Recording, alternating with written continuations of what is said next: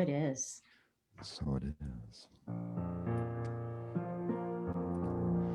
Grateful, grateful, grateful, grateful, grateful is the I am.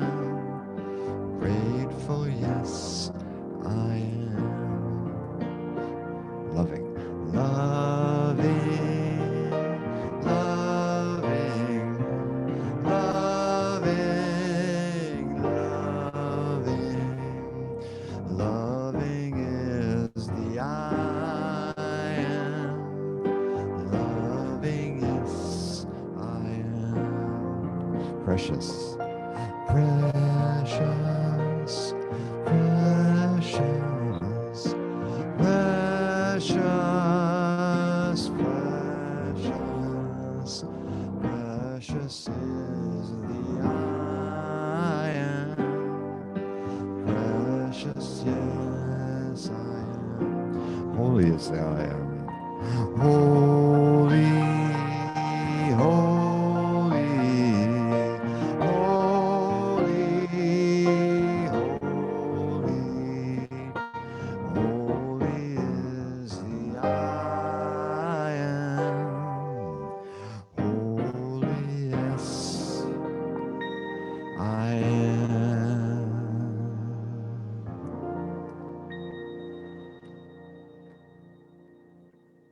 Thank you, John. That was beautiful. And thank you, Uma. Thank you. Oh, wow. That was a beautiful way to start. Good morning and welcome to San Francisco Center for Spiritual Living's joyful celebration of spirit where all are welcome, accepted, and loved. I almost couldn't talk for a minute. I was so touched. My name is Reverend Lisa Hamilton, and I will be with you here this morning and next Sunday morning while Reverend Muada Rasuli is away on sabbatical for a couple weeks. He is keeping all of us here at the center in his heart and prayers, and we look forward to his return on November 1st. So the theme for this morning's talk is forgiveness.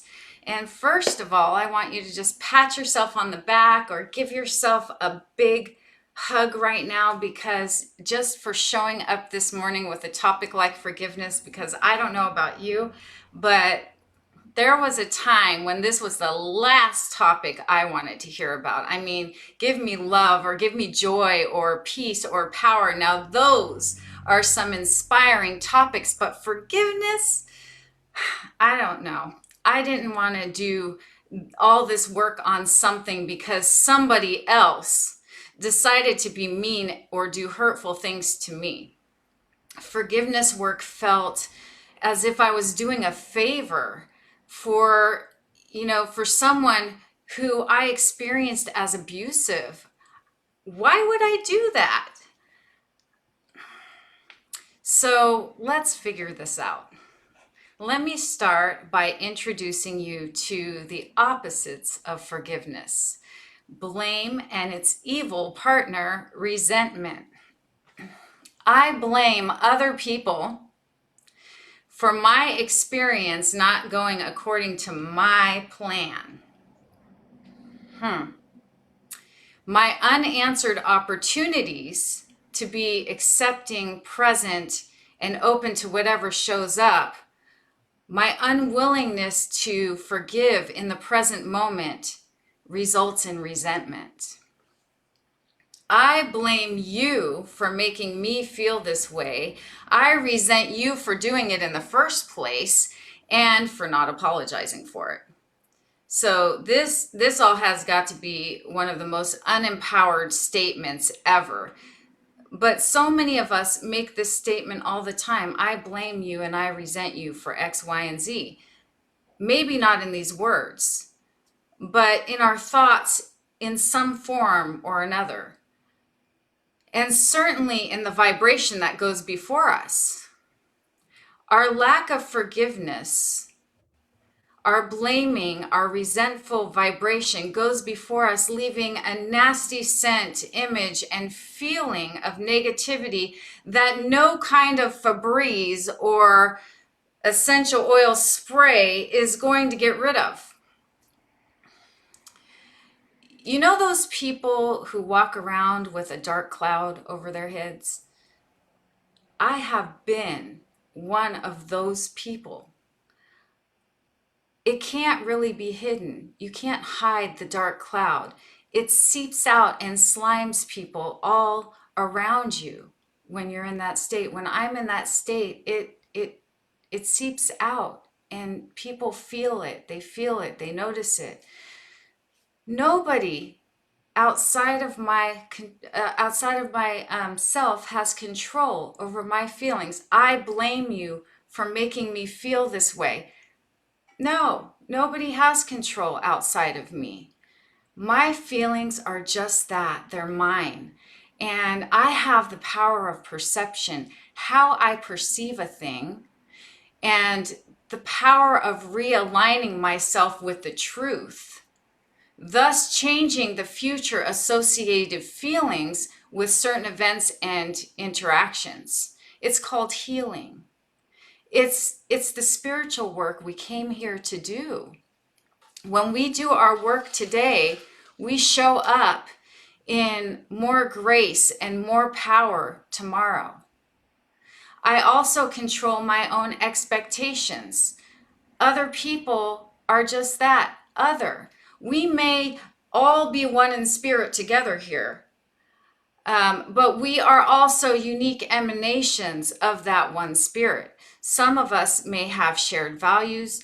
We might even have friends or family so closely aligned with us that we finish each other's sentences, or we just have that feeling, that on that intuitive level, that deep feeling of knowing when to call somebody or when to pray for them or when to show up for them. But we don't think or behave exactly the same way all the time. And we should not expect somebody else to show up and do things exactly the way that we would do them. Have you ever started a sentence like this? I just don't understand what they were thinking. I would never do ... Oh, if I had a penny for every single time that I expected someone to treat me the way that I think I would treat them, or consider me the way that I think I would consider them, I would be a rich person right now. And I would be even richer if I had a penny for every single time that I let someone else down when I did not live up to their expectations. I have failed so many times in that area. And it's not for lack of trying or caring or love. It's for being incurably me. It's just who I am. And I try and I grow as best as I can. And I try to understand and learn what's important to others.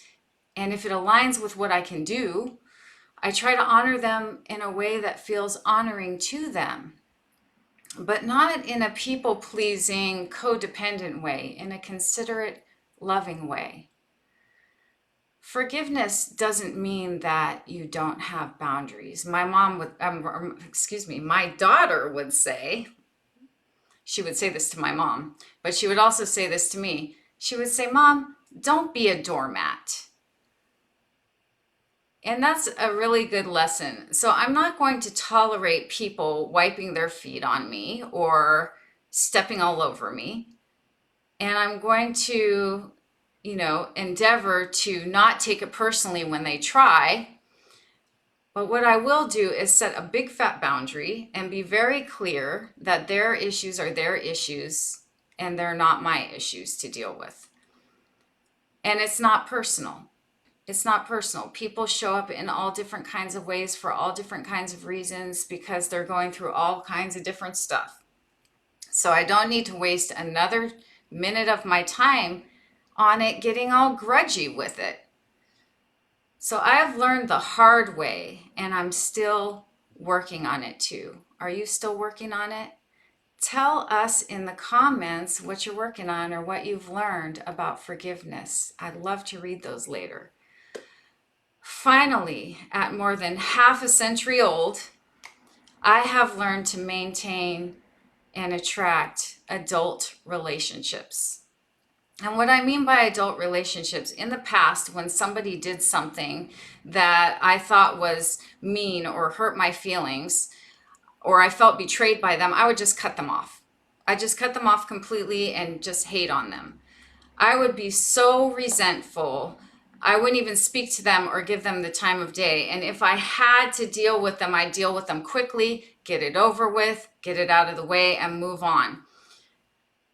And today I have a small handful of really close friends. They're like siblings to me. They're family to me.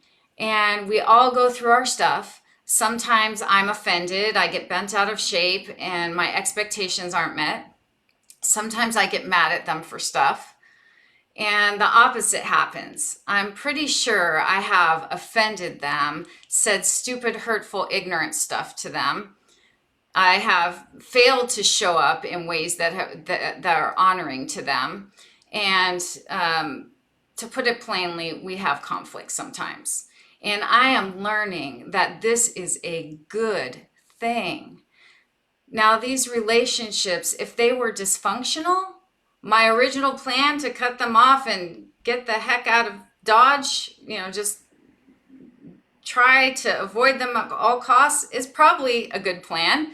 But my close friends today, not a dysfunctional one in the bunch. My close friends challenge me and tell me uncomfortable truths that I need to hear.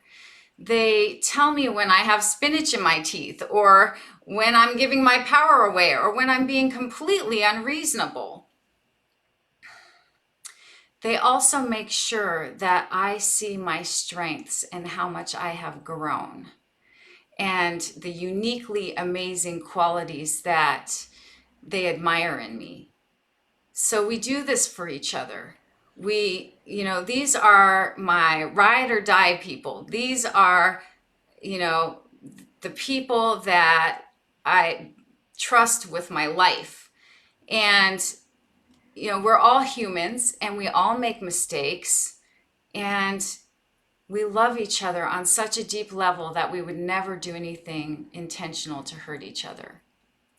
So instead, we give each other the space to make mistakes, even say hurtful things, be angry, be triggered, not show up how we would like. We give each other the space to work things out and take space when needed and process and talk things through.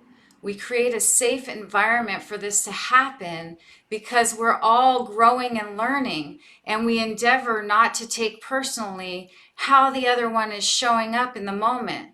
So instead of focusing on what my friend is doing to me or did to me, we focus on always trying to understand what's going on for that friend. What is happening for them? And when we work through conflict, and there will always be conflict, even no matter how sweet the relationship is, there's always conflict. But as we work through conflict, we become closer. And I have never gotten comfortable with conflict. The shame that comes up for me when I'm not graceful or when I have been unskillful in communicating. The the feelings are, sometimes tough to work through, but I love the after effects. The after effects are amazing because as you work through conflict, you get that deeper feeling of intimacy with the people that you're close to, that authenticity that comes through as you resolve and you learn to resolve conflict together, that heart centering, beautiful place that you come to together when you're not coming from your reactive or overactive ego self. It's beautiful. And because I've learned to deal with conflict, I've now attracted friends into my life that are healthy, functioning adults capable of dealing with conflict, with being authentic and truly loving. And I have had some of the most amazing, beautiful, heart opening experiences of being fully accepted for who I am with all the flaws and all the shine. Before I could get there, though, I had to learn to accept and forgive myself. I had to forgive myself my humanity.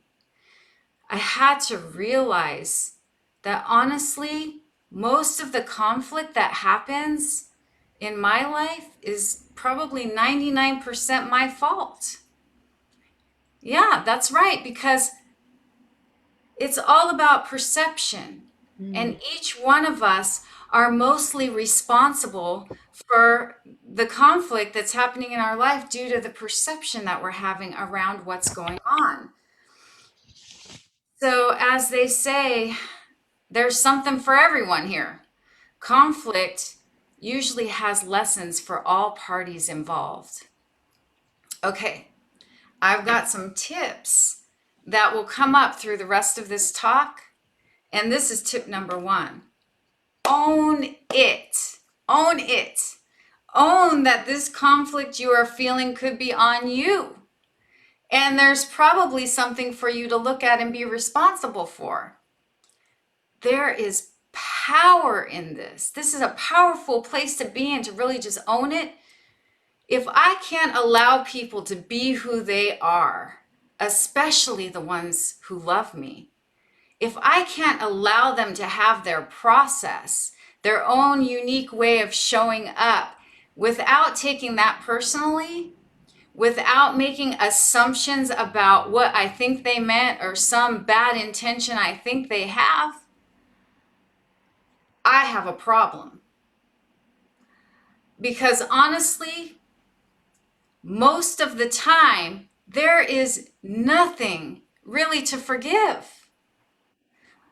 Let that sink in for a moment. There is usually nothing really to forgive in the first place if we are right with ourselves.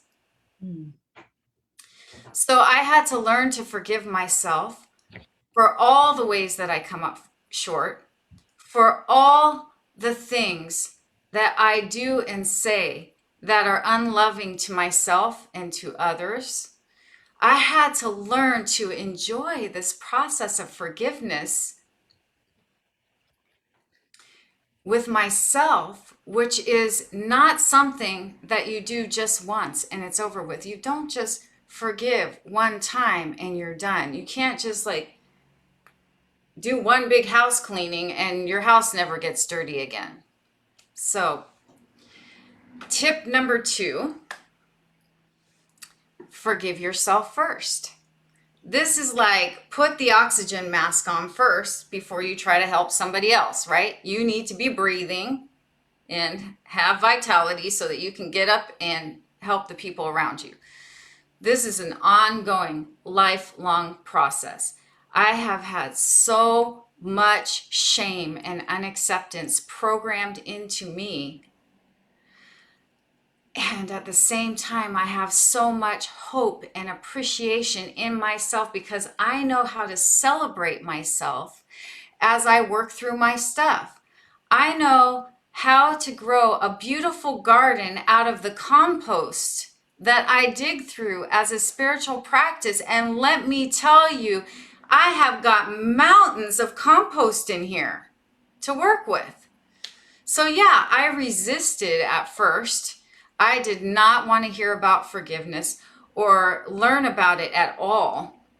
My healing journey with forgiveness really began with something that a practitioner at one of the centers, what they once said to me. She said this: if you are not ready to forgive, Are you willing to forgive?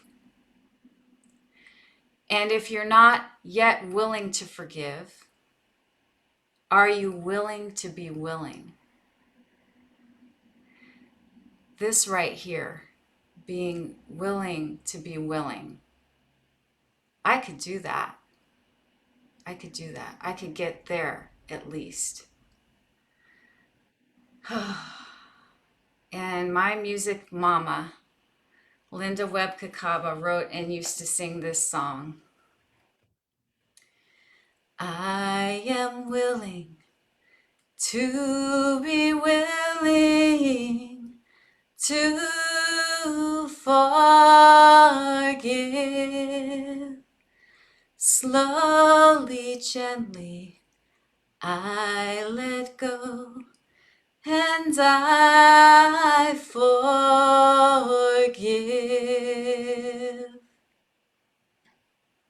Tip number 3, forgive others, or at least be willing to forgive.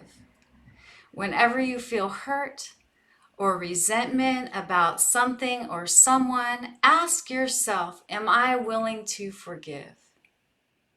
And if I am not, am I willing to be willing to forgive? Am I ready to forgive? Am I willing to forgive? Or am I willing to be willing to forgive? Yes, you can do this, right? You can do this. Say, yes, I can in the comments if you can do this. Yes, I can. Okay, let's take a deep breath here. And I'm going to read you the prayer of St. Francis. Lord, make me an instrument of your peace. Where there is hatred, let me bring love. Where there is offense, let me bring pardon. Where there is discord, let me bring union. Where there is error, let me bring truth.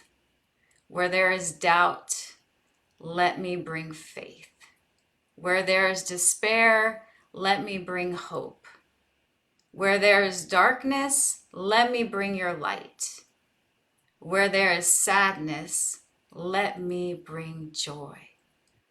O Master, let me not seek as much to be consoled as to console, to be understood as to understand, to be loved as to love. For it is in giving that one receives, it is in self-forgetting that one finds, it is in pardoning that one is pardoned. It is in dying that one is raised to eternal life.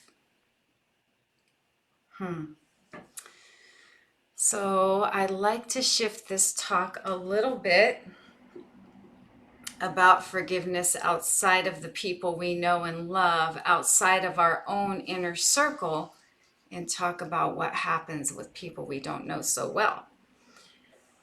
That one's a little bit harder, isn't it? We don't have a history of knowing their heart. So I am the mother of 2 kids, 2 adult kids, and I am a lioness when it comes to my children. I am a dragon. Anyone who knows me knows that there will be fire and ice. There will be thunder and lightning. There will be earthquakes and tsunamis. I will move heaven and earth to protect my kids. I will do that if they are harmed. I will be like a dragon. And yet, I know that there is another way, maybe even a better way than all that fire, to deal with such unimaginable pain. I don't know if that much grace lives in me. It hasn't been tested to that point yet. But I pray that I will never, ever have to find out. But there is one woman that I remember who left a permanent question mark in my heart. A door cracked to the possibility that it is possible that ultimately nothing is unforgivable. Her name is Mary Johnson. And I'm sure you may have heard this story before, but it was way back in 2011 or something that this story was out. In 1993, a teenager in Minneapolis, O'Shea Israel, was involved in drugs and gangs, and he got into a fight at a party with Loramium Bird, Mary Johnson's 20-year-old son. And during the fight, O'Shea shot and killed him. O'Shea went to prison and finished his sentence by the time he was about 32 years old. But during his time in prison, Mary decided to pay him a visit, the mother of Loramium, the mother of the young man that O'Shea shot and killed. She said to him during this interview, "I wanted to know if you were in the same mindset of what I remembered from court, where I wanted to go over and hurt you, but you were not that 16-year-old. You were a grown man, and I shared with you about my son." And O'Shea said to her, "And he became human to me." So they had this conversation, this heart to heart with each other. And at the end of the meeting, Mary Johnson stood up to leave, and she was overcome by emotion. She had just hugged the person who murdered her son. And O'Shea began to see Mary like a mother in this moment, and he jumped up and wrapped his arms around her, hugging her and holding her up. And instantly, in that moment, for Mary, all of the anger and animosity that she held in her heart for 12 years dissolved. It just fell away, and she knew that she had totally forgiven him. And at the time of this article, O'Shea had not even fully forgiven himself. But it was something that he was working on and learning from Mary, how to forgive himself. And it's such a beautiful story of forgiveness. They ended up living next door to each other so that Mary could keep an eye on him. She unofficially adopted him and as her son, and she would call on him whenever she didn't see him and just make sure he was okay. And O'Shea adopted Mary as his mother. And so they kind of take care of each other now. And she didn't get to see her own son graduate or get married or any of those really amazing milestones that you look forward to as a mother that your children go through. But she's looking forward to being there for O'Shea and seeing his milestones. He was in college at the time, and she was looking forward to seeing him graduate. So look up this story if you get the chance. It's one of the most beautiful forgiveness stories that I have encountered. And it reminds me again that it is possible that everything is forgivable. And when we feel unforgivable for some of the things that we have done, some of the hurt that we have caused, we can remember this story. And when we feel that someone has hurt us and we don't have the strength to forgive, we can be inspired by Mary Johnson. And like Mary, we can endeavor to release and let go of resentment and just take it one step at a time. Remember that resentment causes disease in the body. So this practice of forgiveness is not only for your spiritual and emotional development and for the good of everyone around us. it's also important for our physical body temple. So treat your body like a temple and take the trash out daily, every single evening. So this brings me to tip number 4, the last tip for today. Before you go to bed, review your entire day and forgive yourself for anything in there that you think that you could have done better, and forgive everyone else for everything that didn't sit right with you during the day. Do it every evening. Give yourself and each person the benefit of the doubt. Remember that they probably had good intentions, and then make up a new story about the experience or encounter, about how that went perfectly. Perceive the wisdom you gained and the good of it all. I even look back with a sense of humor and laugh at all of the awkward moments that I had during the day, um, especially the awkward things I did or said, and the reactions that my friends have had, or the expressions on their faces. It's the best. Or the tones in their voices. My friends don't realize, but they are stars and co-stars and supporting actors in a sitcom that I view nightly before bed, and they bring me so much joy. And then so I do this practice to teach myself not to take things so seriously and to let go of anything that needs to be forgiven during the day. And then after my forgiveness review, so after your forgiveness review, then do your gratitude. You do your gratitude after that, and list a few things that you're grateful for.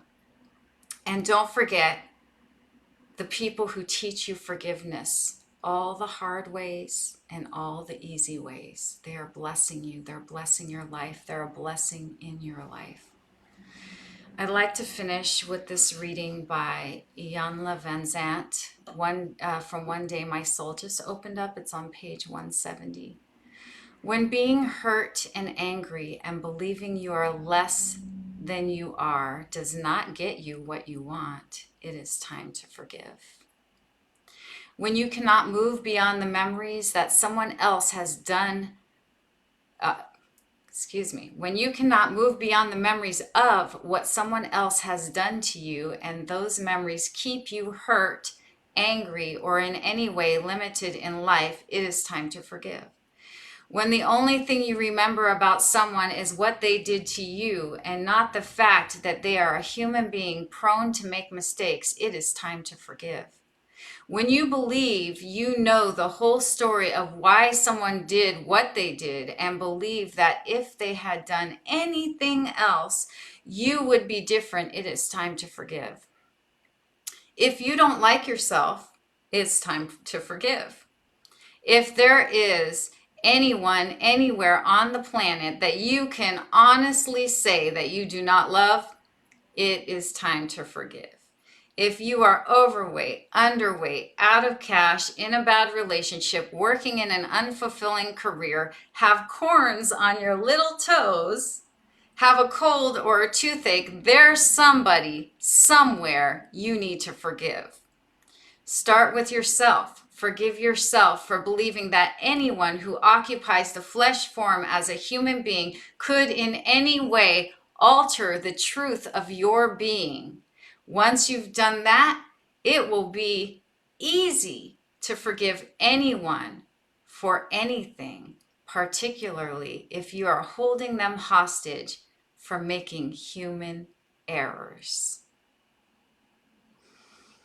Take a deep breath. And I'm going to turn this over now again to our practitioner, Uma Robin Mackey. So much, Reverend Lisa. Wow. Take a breath, for sure. Oh, so many practical tips and helpful, useful, beneficial tips for